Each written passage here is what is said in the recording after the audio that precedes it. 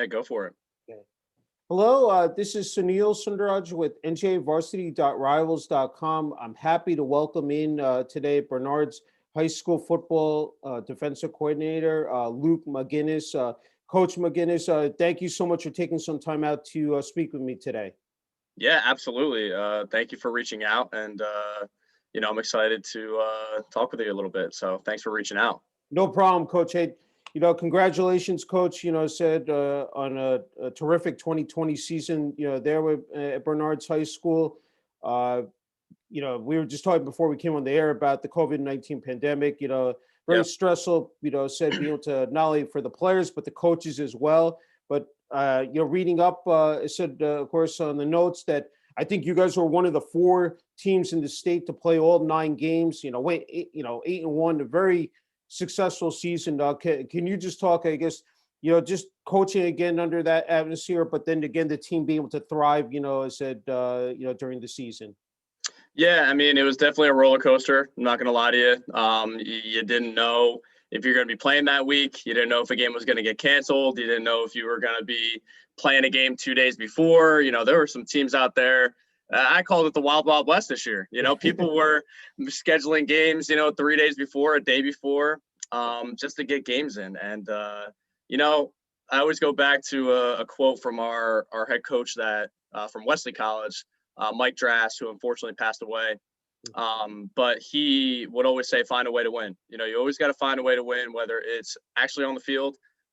Game plan might not be going too great, but just finding a way to win in a lot of different ways, whether it's getting practices in, it's, making sure that kids are getting workouts in, whatever that may be. And I know we were talking before you know, before the show is like, you got to find a way. And there's been opening doors of, Zoom calls. You can do installs different ways. So I think we did a really good job with that this year as a staff. And, our staff really bought into just accomplishing to the success we did have. And we had a really good group of kids, very senior heavy this year. I told you all the college commits we had this year, whether it was football or lacrosse. But we really, really were on the same page as a staff. And like I said, it was a roller coaster as a staff, but you got to find a way to win. And I think we did a really good job with that. Just staying consistent with, what we did and just changing a few things here and there. And I think we did a really good job with that. Just before the season started, I know that in some of the notes that your head coach had set up, as far as like football camps and just like, with the Zoom meetings as well. Just, I mean, having that, under your belt going into the season, I'm sure it was so essential, Coach Maginnis. Yeah, absolutely. I mean, so we were in the process of getting approved to get practices, being able to practice. I know a lot of other districts in the state were struggling with that. So our head coach, John Seminow, he, like I said, find a way to win. He made his own LLC, and we were able to get practices in, obviously without equipment, but we were able to get practices in person, obviously following the guidelines that the NJSIAA put out. But it just was so unique that we had that, and we were able to utilize that, to get ready for the season. That's terrific. Look, I mean, some of the stats are so impressive, Coach. I had to ask you, being the defensive coordinator, what giving out 12 points per game. I said, I think you said 7 points with the starters in. Running clock in all the games. I mean, that's got to. I mean, I could see it. You got to be so proud of the kids. Just the effort they put in. I said.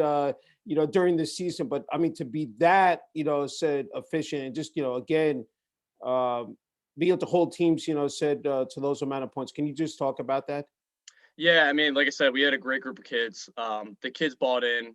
The kids put that work in the summer, coming on Zoom and going over install meetings. It was the second year in the system, so they really bought into it. A lot of kids came back from my first year being the DC in 2019. So, a lot of puzzle pieces really kind of came together, and, they really bought into it. And week in, week out, they were really being consistent on making sure that they were, putting the time in, making sure we're watching film, different aspects of preparation for a game. But I mean, it was really the kids that did it. It wasn't me. I just give them the tools to be successful. That's, I think that's something important in coaching, is that you never want to take credit for that. It's the kids that do it. Yeah. You take your experiences and you help them to not make those same mistakes, but you also want to just get them in the best situation possible. So, the thing with our scheme and what we do is we just like to be as simple as possible. And people say that, and it's a buzzword, people say like, oh, we're simple, simple, simple. But like, how are you actually simple? So week in and week out, I just know that, trusting your staff and the good people around you, I'm so fortunate to have a great staff around me as well, having our head coach, John Simonell, Dave Carmen, Ryan McCullough, Sam Dokis, Johnny Mataluna, the list goes on of all of our staff members. But I mean, we just had a great group of guys. Andy Maurizio, he was a former head coach. I think that all together really worked, and we were able to have that success. But it was really kids. I mean, they just balled out every week, and they were able to put everything together. I'm just really proud of them, and like I said, I mean, persevering through all this, I mean, week in and week out, you didn't know if you were going to play for us, but the kids were like, well, are we going to play or not? Like, it just was really, really on, like I said, that roller coaster. So, yeah, especially for those seniors. I mean, again, Yeah. putting in the work for 4 years, and they want to go on a high note. And it still must have been disappointing. I mean, the fact that said Group 2 team of the year, said I think number 2 Group 2 team in the state. The fact that, and then not being able to play for said a championship, but the fact that, again, being able to accomplish, said those goals. I mean, I'm sure that it's still, being able to go on that high note, Coach. Yeah, no, it was really, like I said, it was really, really awesome that we were able to get the season in. You always look back to be fortunate of that aspect. There are some states out there that didn't even play. They're now playing in the spring. They're getting ready to play in the spring, and it just, you're happy that you got the amount of games in. And that's what we preach to our kids. Like, this could be your last game. You don't know that. You could get shut down for 2 weeks, depending on if it was us, if it was another school that got it that we were playing. Just the trickle down effect. That's what we preach to our kids. You never know when your last game is going to be. Yeah. So I think that was something that drove our kids to play hard each week. And I think they just rose to the occasion, and they did so well. That's great. Can you just talk about the high school itself, support from the administration, athletic department as well for the football team, Coach? Yeah. And, Mike Hoppy, our athletic director, always was in constant communication with us, like trying to find out, they act, because there was so much interpretation of different rules with the guidelines and everything. So he was always constantly communicating with us. So I really am appreciative of Mike Hoppy, of our AD, just helping us out. And because he used to be actually a coach at Bernard's, a football coach. And so he was really helpful with the football program, all athletics, because he wanted to see us compete and just for the kids. So there was a lot of interpretation of the rules and the guidelines. So he did a really, really good job with that. So we're really appreciative of him. That's great. I just wanted to piggyback to your first season there at Bernard's High School. I mean, you guys went 8-4, lost in the semifinals of the South Group 2 section to Cedar Creek. What was that first year personally for you, Coach? Yeah, no, just to kind of start out, I was kind of looking for a home because I got a new teaching job at Califon Public School, being a phys ed teacher, health teacher, and athletic director for the middle school. And that's in Hunterdon County. I live in Morristown. So I was kind of looking for a home. I was kind of looking around, reaching out to some high school contacts that I had. I had reached out to a handful in the area that would work with where I lived and where I work, where I teach at. And, one staff that always made a good impression with me when I was in the college game recruiting, I was at FDU and I was a college coach and I would recruit different high schools. And I just remember one of the high schools that worked with where I lived and where I teach was Berners. And, Dave Carmen and John Simonell, they took over that program in the early 2000s. So and John is the winningest head coach there. With their background, they just really made a good impression on me. And I reached out to them, and I was just really, really fortunate that John, brought me on staff, and right away he made me the DC. And I think that's really humbling of him, being the head coach, running the defense and handing it over to some guy that you had a good impression of, but just coming brand new into the program. That was really, I'm just really fortunate and thankful for him, because they were actually looking to go to a 3-down structure. And that was my background. They were a 4-down structure, and he was really just excited to learn from me as well. And I think, again, just giving credit to him, it's hard for, I don't want to say older coaches. If he hears this, he's going to get mad at me. He's not that old. So, but older coaches that have had experience, I'll say experienced coaches, it's hard for them to change their mindset of what they know, and to be open to some 26-year-old saying that we can do a 3-4 and we can, bring pressure here, there, like with all these different ideas.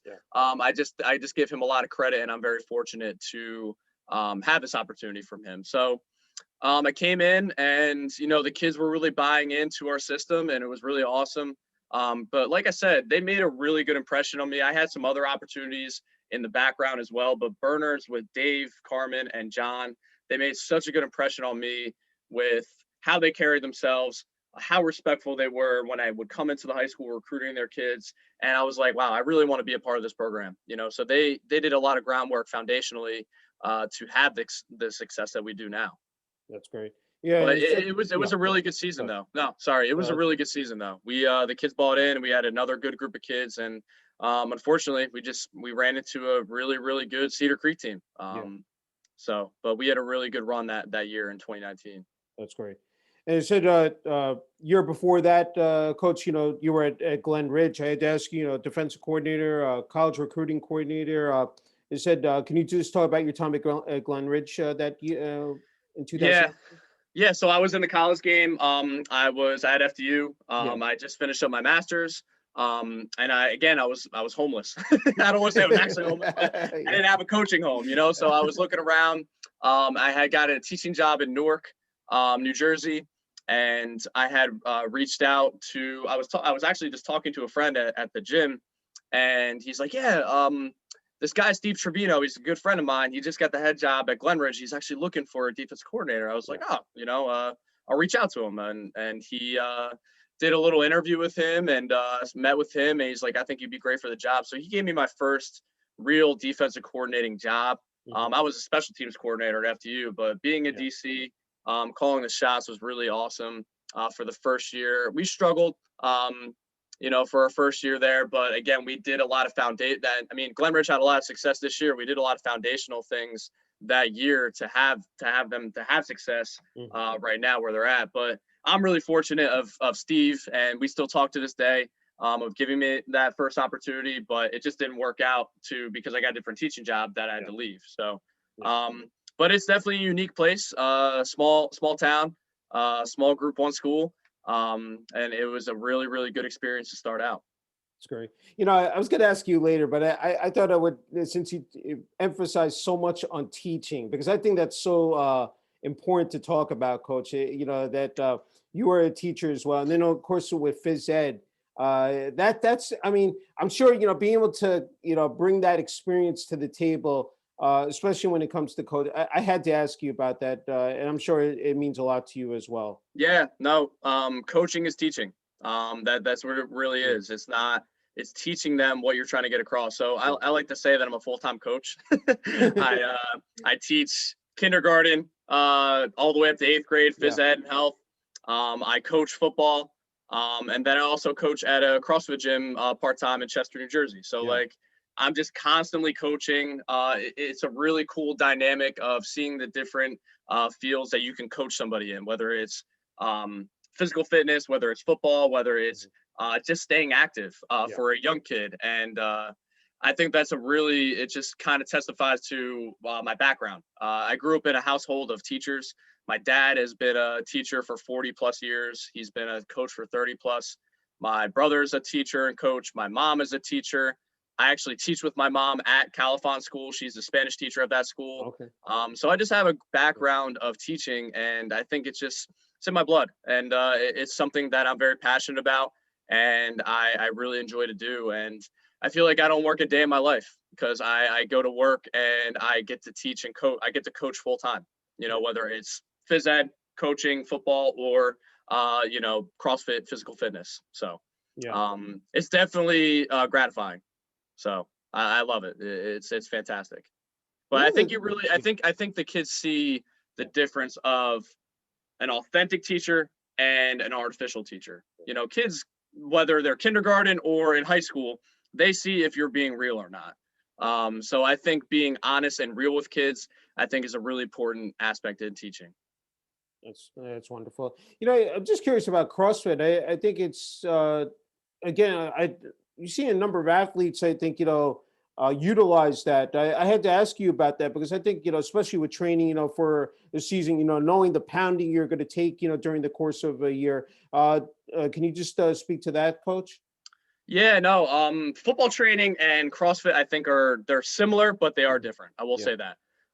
Because when you're training for a game of football, you are teaching the Olympic lifts. You are teaching the power cleans, power snatches. You're teaching the power lifts, whether it's back squats, front squats, bench press, whatever that may be, plyometrics. But they have similarities. But I feel like there's also things that with those power lifts and those Olympic lifts, they get you ready for football, that specific sport, because it teaches you how to use power with your hips. But again, with the COVID regulations this year, I'm actually very fortunate that I have this background. My dad was a strength coach, so that's where my passion for weightlifting and just CrossFit and just staying in shape in general came in and started from. Going back to us training for the season, we weren't able to get in the weight room, so we had to do a lot of body weight, exercises, movements, workouts. So we had a handful of coaches on staff, me being one of them, and we worked together to put together different CrossFit style workouts. Since we weren't able to get in the gym, and we were only able to go on the field. So that was a really very fortunate thing that we had preparing for the season too. So I enjoy it. It's definitely, like I said, I got to put a different hat on, when you're teaching that class versus coaching football or teaching phys ed. And I really enjoy it though. It's for me personally, I lost I played in college. I weighed about 240 pounds. I weigh about 200, 205 now. So wow. I've lost a decent amount of weight from when I played. Yeah. But again, I needed that weight for the position I played. I played middle linebacker. And, so dropping that weight was very beneficial for me for just my physical health in general. So, but yeah, no, it's definitely enjoyable. And I definitely like to help people in that aspect too, just teaching them correct form, functional fitness. I really enjoy that too. That's terrific. I said, just going back to the college game, I got to interview, FDU, football head coach Jimmy Robertson the other day. I had to ask you about your time there, and especially on that recruiting side, I think, you indicate traveling over to 300 various high schools in New Jersey. I mean, definitely hitting a lot of mileage on my car, man. I was just about to say that. So I had to ask you that must have been, for you, outstanding, just being able to, again, visit, different, schools, meet with, players and, coaches. Can you talk about your time there at FDU? Yeah, I mean, that was a really, really awesome time because I was able to build relationships with other coaches in the state. And we talk about relationships all the time, but I think they're so important because when I would go into a high school, I had a good background of just being in the area of a lot of schools already with my dad. My dad's been a coach for 40, like I said, 30, 40 years. He's retired now, but I've had a lot of those relationships prior to, but I was able to build more relationships moving forward. And again, that just led me to where I'm at today. Those relationships that I made the relationship with John and Dave back in 2016, 2017. Mm-hmm. So that impression that left on me led to where I'm at today. But I loved going into schools, talking to kids about our school, trying to get them to come to our school, and just building those relationships with those other coaches because they remember you. Yeah. When you came in prepared and you knew who those kids were, so doing your homework, because you see in college coaching a lot, they just kind of roll in. They're like, hey, who you got this year? Like they don't do their homework. But I mean, you have so many resources out there now with Huddle, I was just about communicating with the coaches. like, you got to do your homework. And that was one thing that a lot of coaches saw in me, which I appreciate about them, is that they saw that I did the homework and they remembered me, and that relationship was built. So I always go back to, I know we spoke before the interview, Augie Hoffman. Yeah. He probably doesn't remember me, but I remember when I went into St. Joe's and I had a whole list of guys of what I liked about him. And he just looked at me, he's like, man, I really love that you came in prepared and our kids. So that left an impression, because I guess he had a college coach come in before that just kind of said, hey, who you got this year? Yeah. I think just attention to detail. And that's something that I learned from Jimmy Robertson, attention to detail, being passionate, being authentic. But attention to detail is something that I really took from him, that I've applied to my life. And I think that's a lot of things that you do in coaching. You try not to be somebody else. You got to be yourself. Yeah. And I learned from that, something I learned from my dad too, is you never want to be a phony. Be the person God created you to be. Never be a phony. People see if you're authentic or if you're artificial. So I just remember taking those different little things from Jimmy, is that just attention to detail, being passionate about what you do, and just being authentic in recruiting. I just would never want to lie to a kid in recruiting.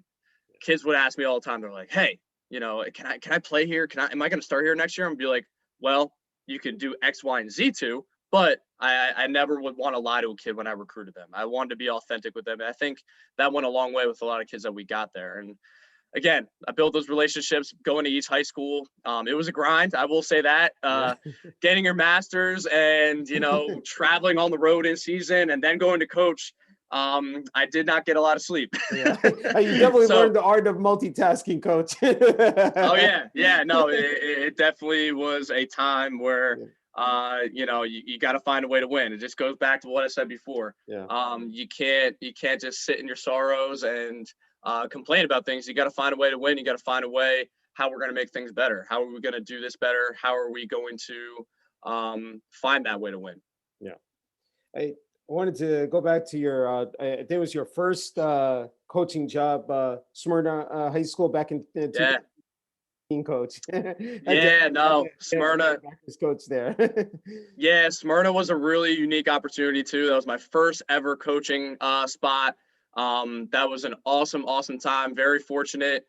We won the state championship that year in 2015. Yeah. I'll never forget this moment when we stepped off the field after the state championship game. My dad looked at me. He's like, well, now the expectation's set, so that was really a really unique experience. I was able to learn a lot from Mike Judy, who I still have a really good relationship with to this day. He was a Wesley grad where I played at and he just reached out to me and was like, hey, you're going to be in the district. Do you want to come coach? I'm like, yeah, absolutely. So him, Dan Wagner, Mike Marks, a handful of those coaches I still talk to this day. And I was able to have that. Like I said, I was able to really learn a lot just from coaching, and what you said before, like I said, coaching is teaching. So I learned that was a good foundation for me to start, so I could kind of go out, and start my coaching experience. But again, I still talk to them to this day, and I just could not believe that he let me be the JVDC, first year coaching. So I really always thank him for that every day, and I do miss being on that staff. It was a really fun time learning from them, being a young guy. Yeah. Something popped into my head, coach, is the foundation you build, like with kids, is you teach, all different levels. And the fact that a lot of kids, they start out Pee-wee, junior, and then they eventually move their way up the ladder. I had to ask you about that, kids, learning to play the game, at such a young age. And then by the time they reach JV, varsity, they're well prepared. I had to ask you about that. Yeah. And I think it speaks to not just playing one sport. I just very simply tell people that, like, when you're at a young age, you want to play as many sports as possible. Yeah. At that, and I see how kids are growing from kindergarten to 8th grade. They're constantly growing. Their bodies are changing. Mm-hmm. Different muscle groups are growing. Like, go out, play different sports. Yeah. If you specialize, and that's one thing that I really encourage parents that are thinking about specializing really early. Like, have them play different sports, have them build relationships with other people and other kids. because if they're on a different team, they're building different muscle groups let's say we got a kid that's playing football only. If he's playing basketball and he's doing track and field in the off season and not just in the weight room all the time, he's building those muscle groups to get better just overall as an overall athlete. You look at these people or these professional athletes in the Super Bowl or the college national championship, look at how many different sports that they played in. They didn't specialize, so it's really, really cool to see a lot of kids playing different sports, but I would really encourage people to make sure that you don't specialize. And not saying it's a bad thing, but early on, let the kids play. Let them play different sports. Let them build relationships with other kids.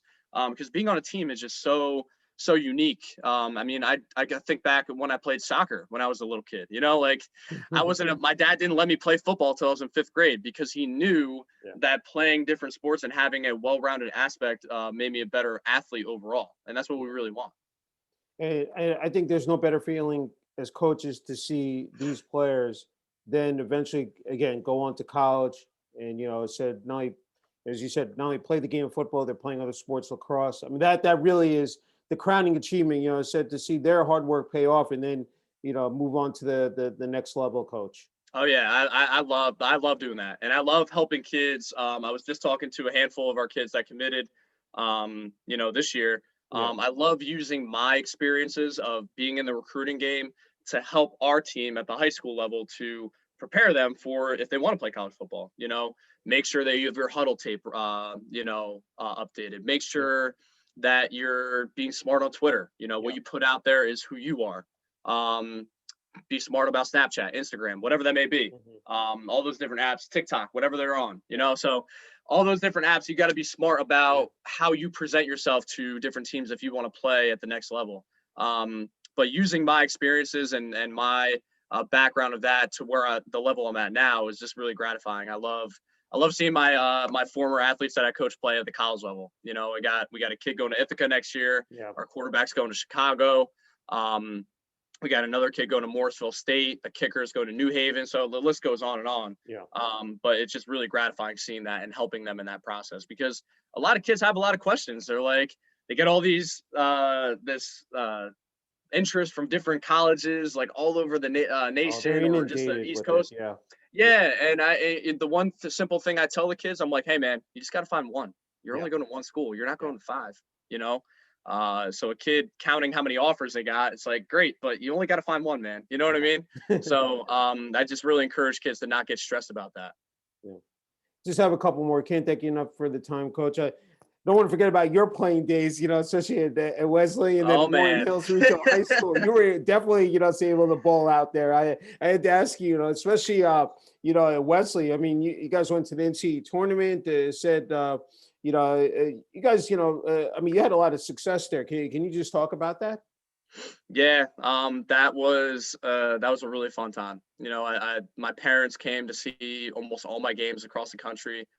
We were a school that did not have a conference, so we were playing teams that wanted to play us. Being in the top 5 every year as a school, teams didn't want to schedule us, so we had to look out to different teams in California, Texas, Maine, Ohio. So we were all over the country. So that was a really cool experience being able to travel, and we had a lot of success.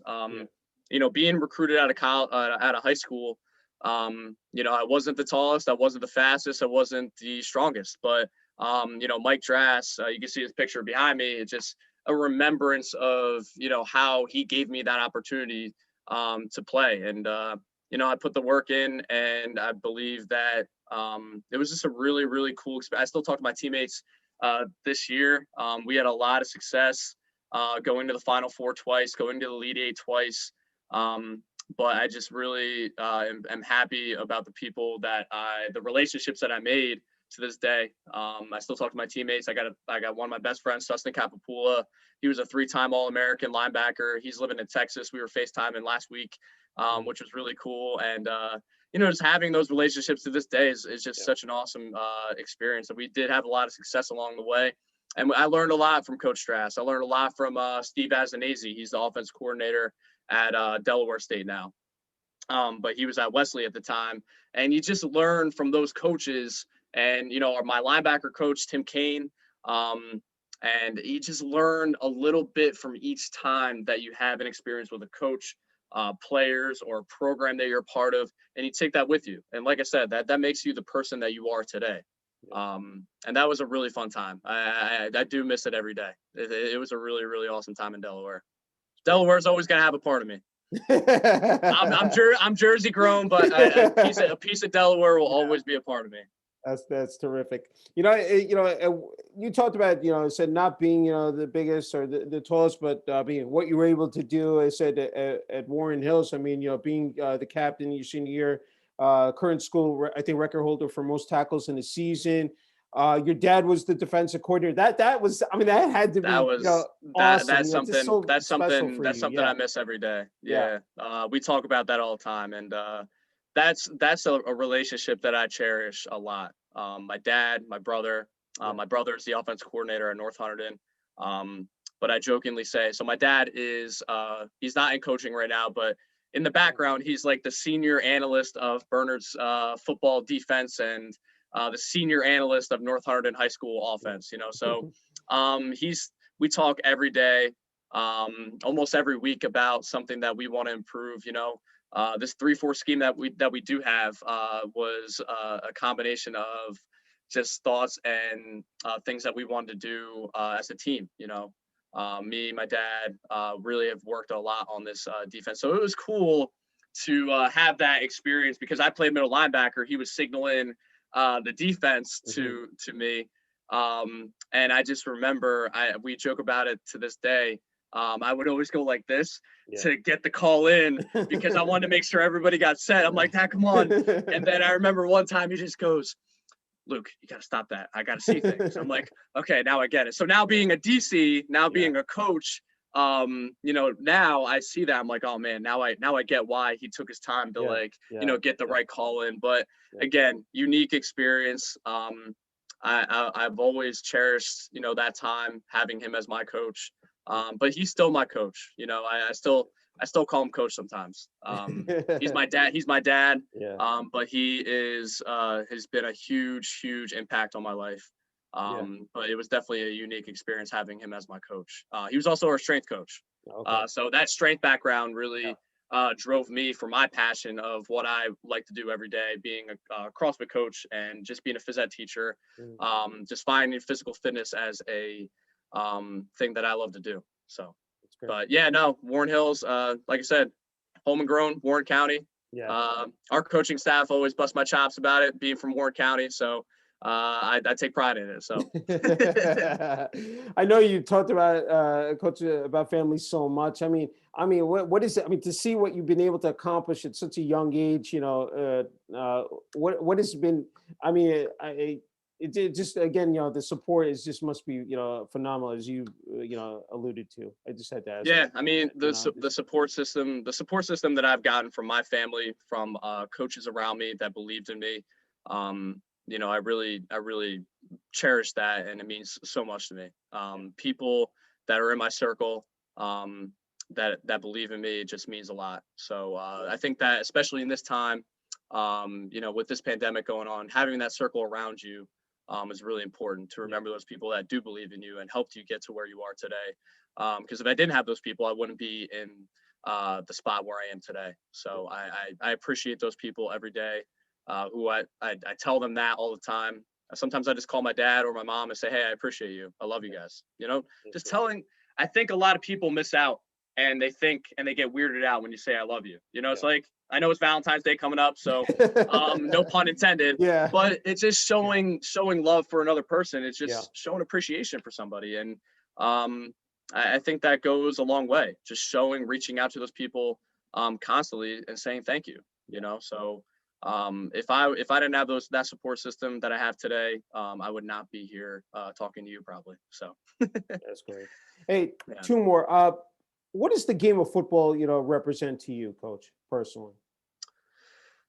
Wow, that's a heavy question. Yeah, I know. I since you've been in the game so long, I figured, it's something I just think, I've heard from some people, especially the players, even the coaches, that it takes 11. It takes a village, to again, perform at the elite level.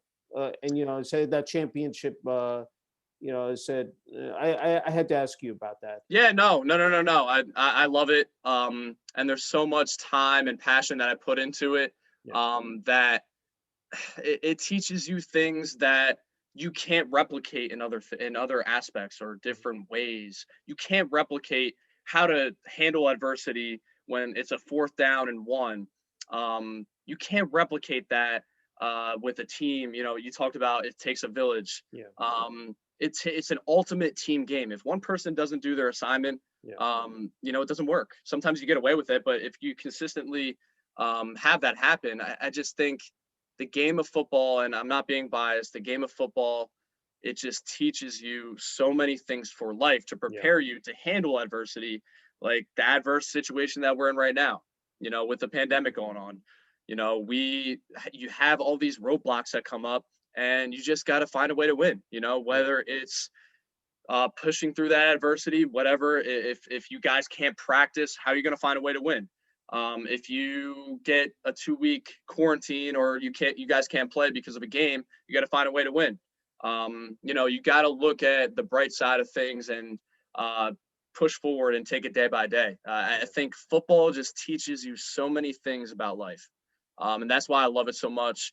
And like I said, coaching, I always go back to the one quote of how a coach can impact more so on a kid a coach or a teacher can impact on a kid so much more than an average person that you might look up to. It just, I just think coaching and teaching, you can have such an impact on a kid. And the game of football, I think it just teaches you so many things about life. No, that's true. I mean, it's building those connections. With these players, coaches, they especially the players. After 4 years, it just doesn't end. That's a lifelong relationship. You build with your teammates and with your coaches, and that's yeah. Yeah, and we talk about, and you heard me say it 100 times today, probably, but those authentic relationships. I had a kid from Glen Ridge that is now just a normal student at UNC Chapel Hill, and he calls me every month, almost every month or two, and just checks in with me. He was the only kid that I was helping to get at the next level to play football. It didn't end up working out. He just wanted to go be a student, but he just that relationship that we had when I was at Glen Ridge. He just consistently stays in touch with me, just checks in on how I'm doing. And again, that's just one of many that you can create because you don't know the impact that you're going to have on a kid. You don't know what they're going through each day. So football can be an outlet. Football was an outlet for me when I played. It was just something that I was able to let off steam and just, let loose. And I just was able to be around a group of people that had the same interest, and it's just something so gratifying that I miss it every day. So that's why I'm so passionate about my coaching, is because I miss playing so much. So I'm using my relationships and my experiences to my coaching, and I just hope that kids see that I'm authentic in everything that I do. That's great. I never like to be artificial. I like to be very real and upfront about everything. So and like I said, kids aren't dumb. They see things. They know that, Yeah. So it's hard to get past them. They're really smart. Yeah. Final question, Coach, is that what is your advice for not only I know you mentioned for athletes, especially in this day and age, but for coaches as well, or who want to get into the profession, and definitely high school and college. I'm just curious about that. Never stop learning. I said it in the beginning to you when we were talking. Don't settle. Have an identity and stay true to who you are. Don't be a phony, but still always be open to learning. Be open to conversations.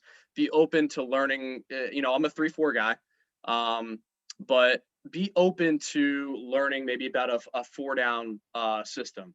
Be open to learning about something new, because you don't know what you're going to take from. And that's like these college clinics, these high school clinics. Just be open to take one thing. Don't try to eat the whole elephant, right?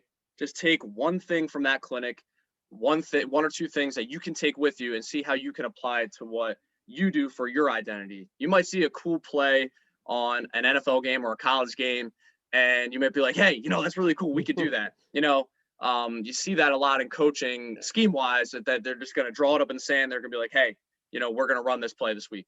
but is it true to who you are? So again, I encourage young coaches, because that's what I was really taught, is just be open to new different things, new schemes, new relationships, being open to being yourself. And I think just being yourself. Don't try to be PJ Fleck. Don't try to be Urban Meyer. Be you. Be the person that God created you to be. Don't be a phony, right? Yeah. So just take what you learn from those coaches, but make it your own. Make it your own identity. Great. So, And you know what? It's you talk about the preparation. It's never a day off, coach. 24/7, 365. Already getting ready, that's right. set for the 2021 season. Yeah, no, you take a little bit of each time, working on that. And, it's, I don't know how many days away it is now, but it's coming. It's coming soon. So you got to get ready and, take it day by day. Never waste a day, I think, obviously take some time to yourself. Yeah. And for the people that support you around you, spend time with them. But it's always a good time to prepare for the season. So I'm excited. 2021 is coming soon. I can't wait. Sounds good. Hey, Coach Maginnis, I can't thank you enough for the opportunity. It's just, again, been a true honor and privilege interviewing you, and wishing you continued success at Bernard's High School as the defensive coordinator. Yeah, no, thank you so much. I really appreciate you reaching out, and thanks for taking the time to, get to know me and, what I'm about, and definitely look forward to our relationship, growing and following Berners football. And I appreciate that. And definitely we'll talk to you soon. And thanks for this time. I appreciate it.